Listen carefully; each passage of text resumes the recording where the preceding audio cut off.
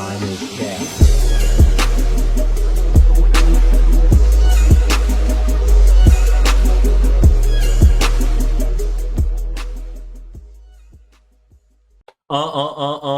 You know what I'm saying? Shout out to Lola Brooke, definitely. And Young Devin too. They both going up crazy. I see the cosigns and everything. They definitely getting the respect and love that they deserve. You know, feel me? I know these are two new female artists as far as like Brooklyn that's going crazy right now. I don't know really too much of any other female artists besides them that's going crazy right now, but I'm gonna definitely do my homework and tap in. But this is the Lola Brooke before they was famous. Shout out to Lola Brooke and her supporters, you know, and most importantly, shout out to y'all. Without further ado, we're gonna get straight into the video. Before becoming one of the most promising female MCs to ever emerge out of Brooklyn, rapper Lola Brooke was born Shanice Thomas on February 1st sometime in the mid to late 90s and raised around Tompkins Avenue in the neighborhood known as Bed-Stuy. When asked to describe what her childhood was like growing up on those immensely crowded streets, Lola would reveal to TUC magazine, "It's like every day there was always a story to tell.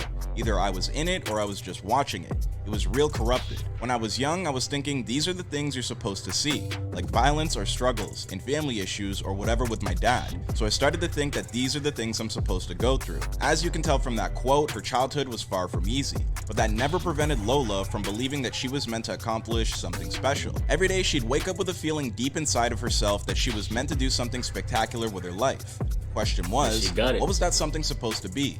Throughout her childhood, she wasn't sure, but that never stopped her from working towards it. I was a kid before even stepping outside and being able to cross the street. I was still dealing with mental issues, being in a house, family issues, and missing on taking part of bonding with my dad at points or whatever, or my mom's can't really bond with me as much as she can because she's a single parent. Starting at around 8 years old, Lola began using words as an outlet to express herself creatively. With her father having pretty much never been a presence in her life, her mom sent her to spend a summer in Birmingham, Alabama, at her grandmother's house. That's where Lola came across a music video for the rap duo Crisscross and instantly fell in love with hip-hop. While watching that video, Lola turned to her grandma and told her point blank that one day she was going to become a rapper herself.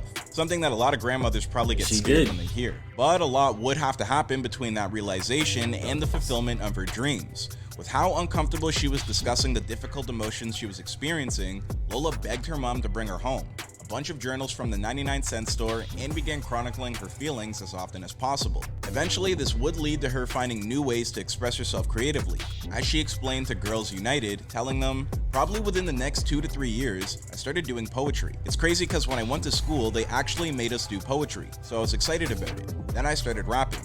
It was a real built-up timeline that goes from journaling, diaries, poetry, then rapping." During junior high is when Lola began testing out her lyrical ability.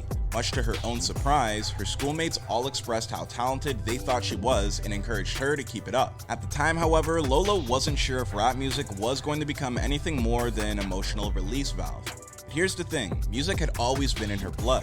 Not only did she discover a love for hip-hop at age 8, but her mom used to play music while cleaning the house, and whenever she'd head over to her aunt's place in the Marcy Projects, she'd watch her cousins record music in a little studio that they had set up in one of their bedrooms. I was rapping, but the people that I was rapping with, they stopped rapping. I didn't know how to move forward with it, so I stopped.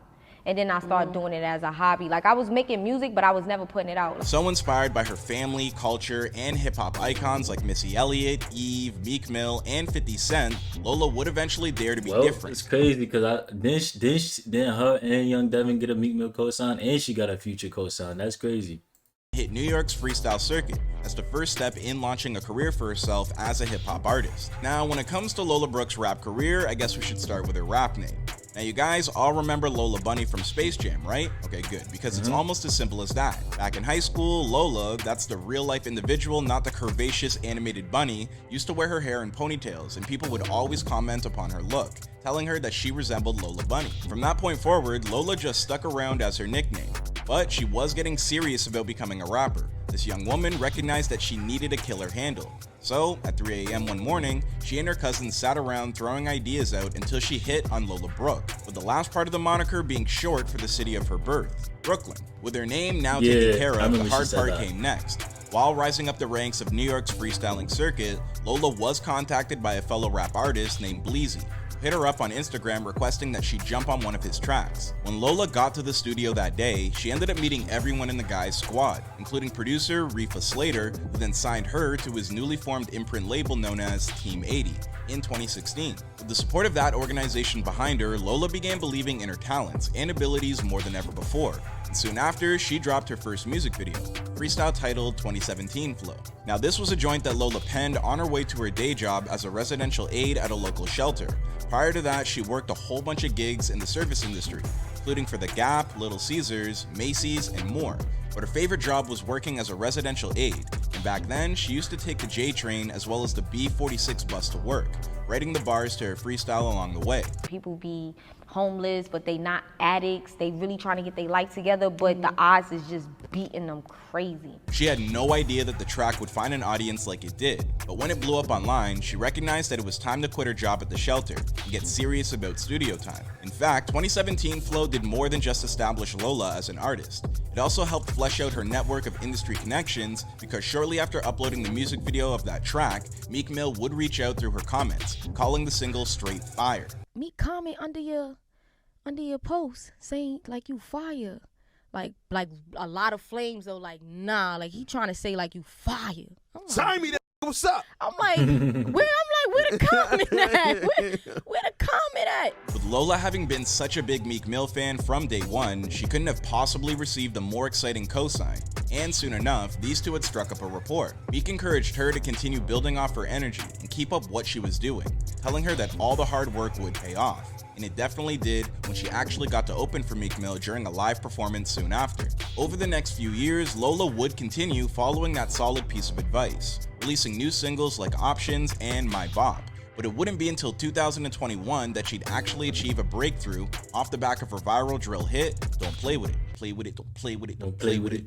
Proving once more to be the master at creating her own buzz, Lola's raw talent would have even more artists coming out of the woodworks to praise her new hit, including Cardi B, who posted an Instagram story of herself rhyming along to the single. Further enthusiastic support would emerge when City Girls rapper JT gave Lola a shout out on social media. From that point forward, Lola Brooke's rap career was in full swing. Despite having been in the game for over 6 years now, Lola has yet to release a studio album. Instead, she's chosen to focus on dropping one single after another, following up her breakthrough song with tracks like Dummy Yummy, On My Mind, and most recently, Gator Season. According to what Lola would tell Girls United, this newest track was her way of throwing down the gauntlet and announcing to the world that, quote, no matter how much pressure you put on me, I'm gonna pull through. In other words, Gator Season is about Lola finally discovering how to love herself and recognizing that her time is now. Shortly after that song's release, Lola would experience a full circle moment when she was invited to participate at Rolling Loud in New York City this past September. Not only was this opportunity to appear on the biggest stage possible in her hometown a dream come true, it also allowed her to share stage with one of her biggest heroes in Nicki Minaj. After getting to cross it off her bucket list, Lola Brooke is firmly setting her eyes toward the future,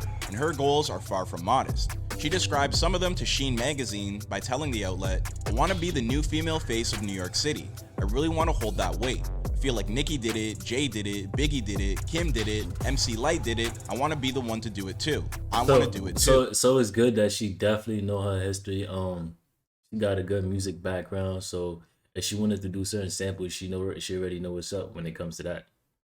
In order to achieve this ambition, Lola will be locking herself up in the lab over the next few months, presumably to work on her debut album that's been so long coming. And while those are certainly some lofty expectations Lola Brooke has set for herself, considering how impressively she's already brought most of her childhood dreams to life, I mean, there's no reason to believe that she's gonna stop succeeding. I think honestly, for her getting in the studio and an album upcoming, she should just, how can I say, like, don't overthink it and just bring the energy, but 10 times harder.